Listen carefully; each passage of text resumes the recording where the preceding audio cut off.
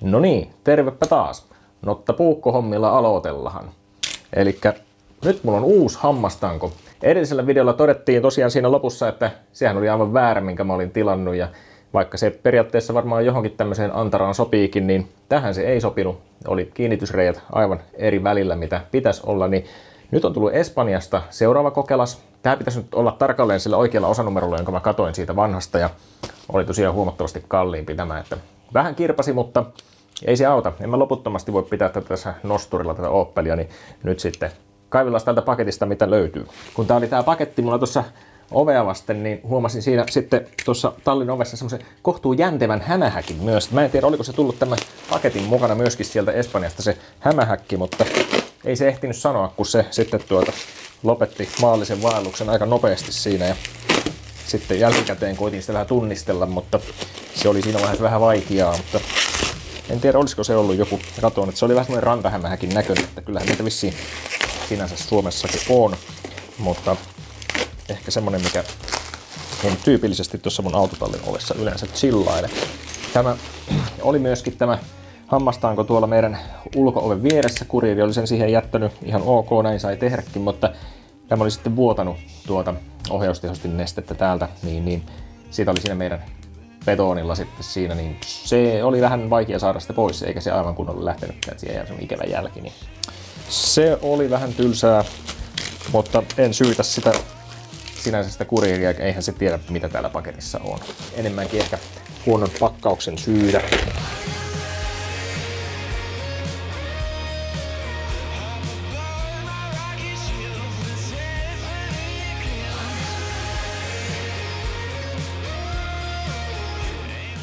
Täältähän näkyy, että on tämä tosiaan ainakin vuotanut, mutta on aika märkä täältä. Vähän pitää tietysti varoa, ettei katkon noita sähköjohtoja.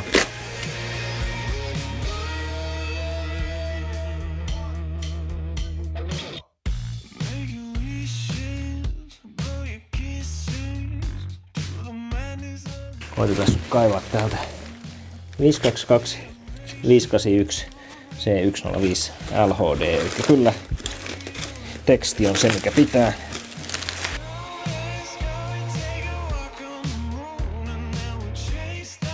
Tämä on näissä vähän kurja, kun tuossa ei ole mitään suojaa, niin tuostahan se vuotaa ne nesteet sitten pihalle, kun tämä on väärinpäin. Niin se oli kiva siinä väärässä, minkä mä ostin. Siinä oli tulpat tuossa, mutta tähän ei ollut laitettu ja en viittinyt varastaa siitä toisesta. Eikä se nyt tähän kuljetukseen olisi mitään auttanut tässä kohtaa.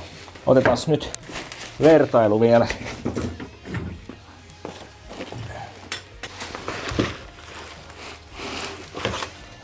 Nythän tämä näyttää kovastikin samalta ja voihan vomitata vielä nyt uudemman kerran nämä 44 tai vähän päälle ja tämä on saman verran.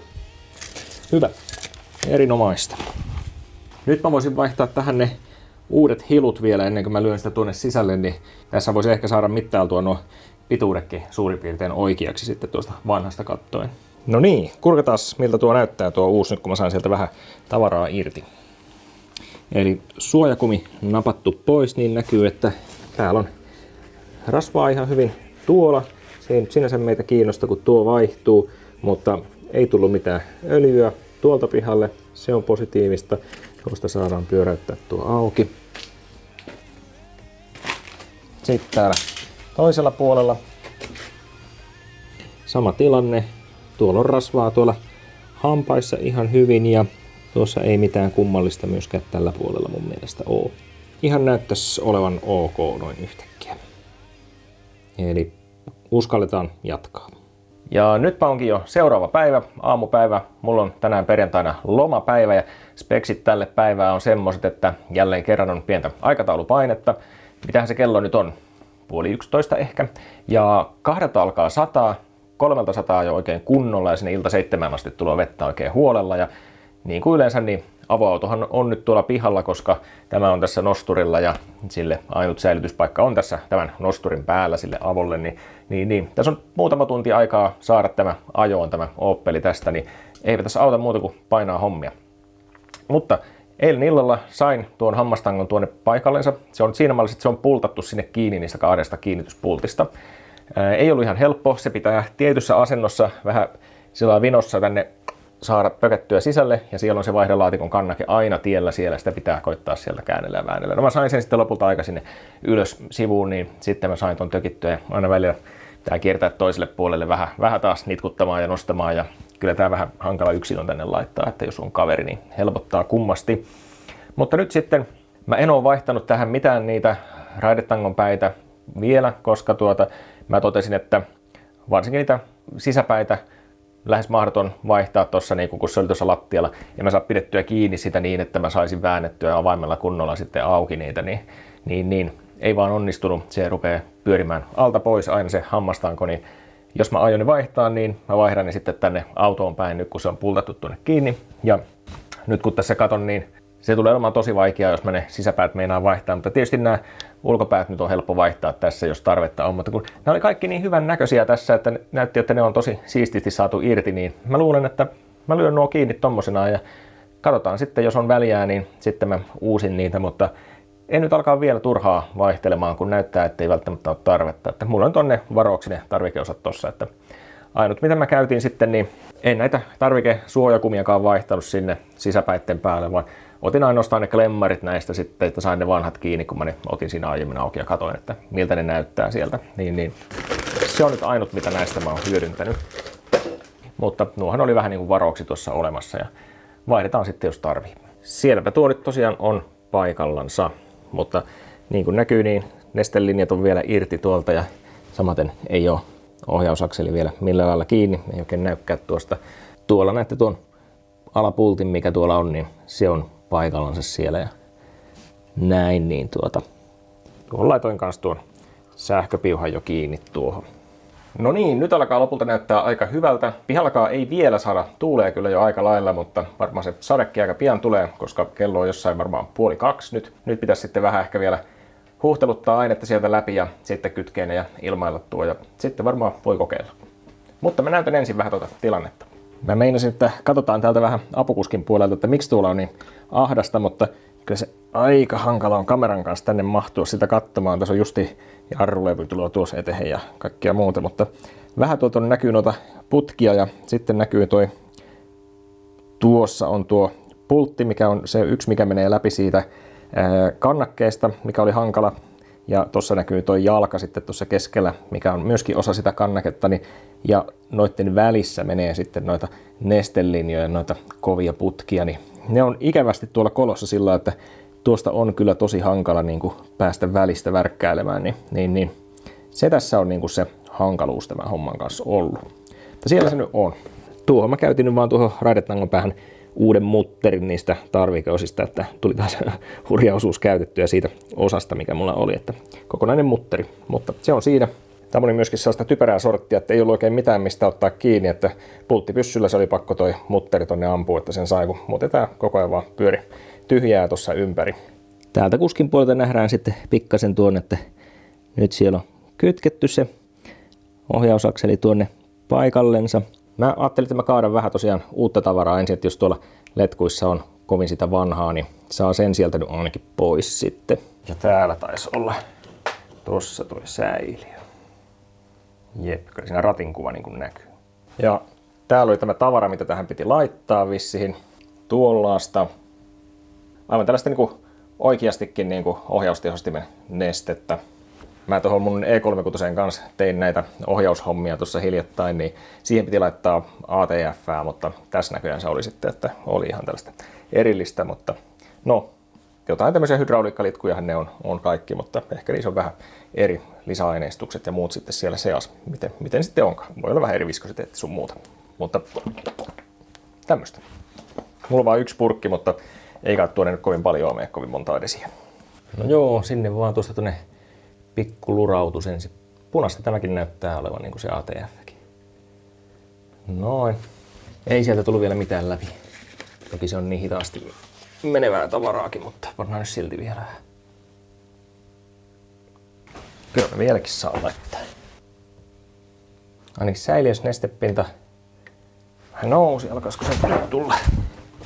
Ei vieläkään. Sillä käännellä rattia. Nyt näkyy purkis, että alkaisi jostakin tiputtamaan. Tuonne nyt ei oikein näe, että mistä ja kummasta se tulee, mutta sieltä se kuitenkin jostakin tulee. Koska tuolla näkyy liikehdintää. Noniin, nyt siellä on linjat kiinni, niin ruvetaan syöttää lisää tavaraa. Mä nyt taidan tehdä niin, että mä laitan tänne ensin kohtalaisesti ja kääntelen vähän ohjausta ennen kuin laitan autoa käyntiin. Tietysti se pumppu ei nyt niinku ole toiminnassa vielä, niin mä en tiedä kuinka paljon tästä nyt lopulta menee läpi vielä, mutta kokeilen nyt kuitenkin.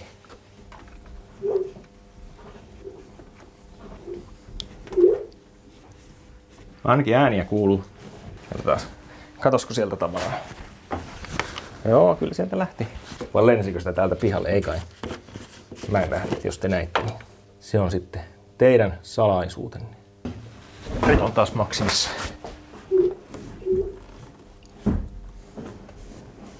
Jotenkin se siellä pulputtelua.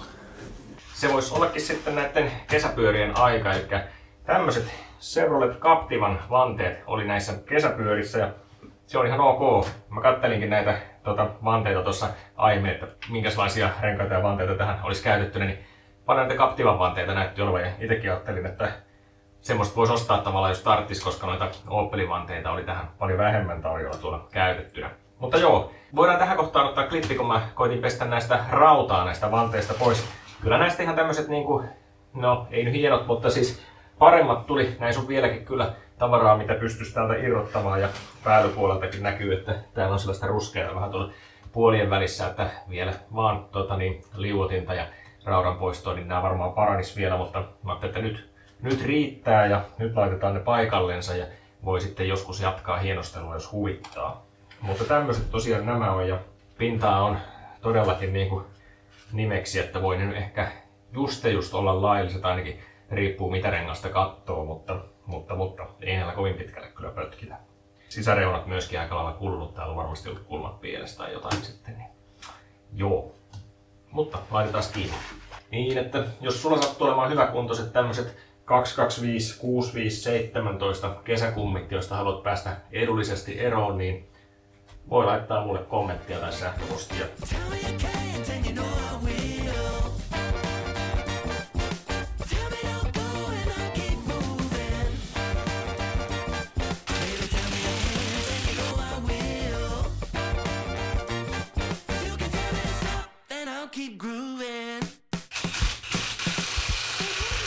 No niin, ja se vesisade alkoi nyt juuri. Kello on nyt ihan muutama minuuttia yli 2, joten aika ajallaan tuli.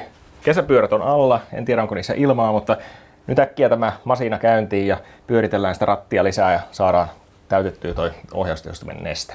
Akku pitää ensin olla kytketty. Vasta sitten käynnistyy. Siellä oli näköjään mulla virrati valmiina päällä, kun oli se avain siellä. Sehän on hyvin näppärää näköjään.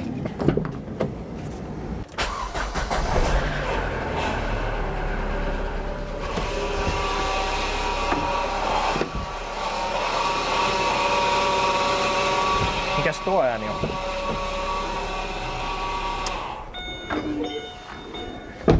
Erikoinen ääni. Mitä mä oon unohtanut? Oliko se vaan se pumppu, mikä siellä vaikeutetaan? Ihan niin kuin se olisi kuullut tuolta eri puolelta konetta. Pakko vähän katsoa. Taako tuo tuolla kiinni tuo letku? Oi jestas, siellä tulee vettä. No joo, kokeillaan nyt vielä. Se oli ehkä tuo lämpärijohto, mikä tuolla vähän hinkkasi tuohon hihnaan.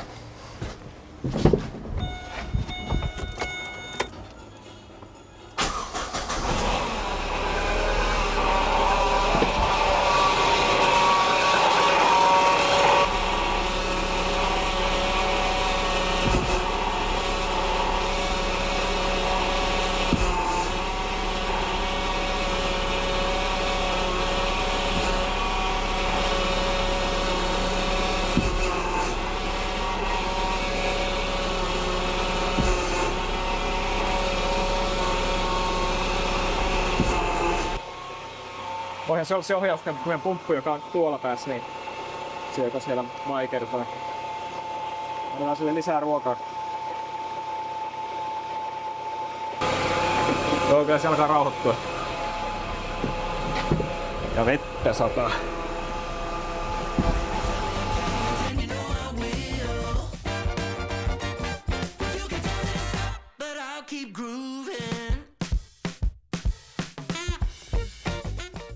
Aivan niinku vähitellen hiljenis. En tiedä, pitäisikö mun pyörittää vähän hitaammin.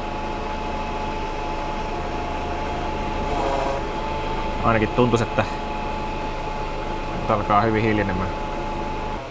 Tässä se nestepinta sanoo. Se on maksimissa kyllä vieläkin. Ainakin pyörät liikkuu ja vaikeus hiljeni, niin korkki on kiinni ja näin, niin Enkö mä pukkaa tämän auton nyt pihalle, että mä saan sen avon tänne.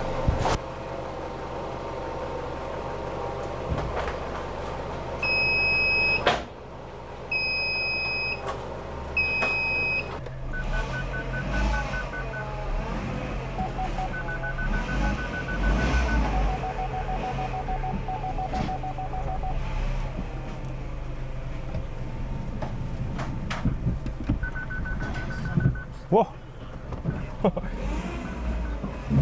Vieläkö se vähän ujeltaa?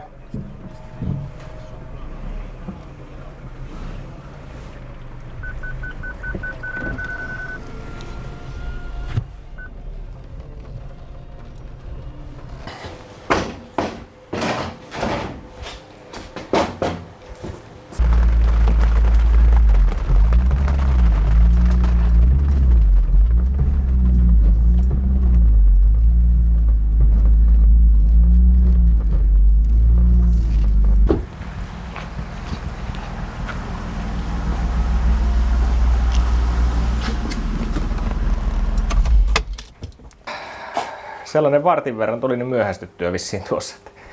Jonkin verran kerkesi kastua tämä avokin, mutta se oli nyt sitten tällä kertaa niin. Olisi pitänyt kahvitella vähemmän tuossa tai syödä vähän nopeampaa tai herätä aiemmin tai jotain muuta. Mutta pienestä oli kiinni. Ei tuon aivan katastrofi ole, mutta kerkesi vähän kastua.